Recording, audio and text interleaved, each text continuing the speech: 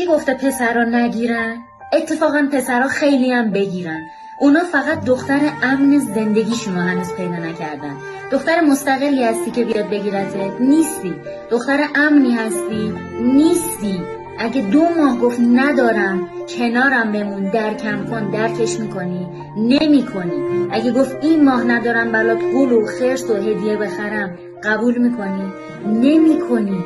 اگه یه جا تو زندگیش کم آورد، کمرش شکست و خورد زمین، درکش میکنی؟ نمی کنی. پس چرا میگی پسرای ما نگیرن؟ مشکل از توه که درک نداری، نمیتونی شریک زندگی تو درک کنی.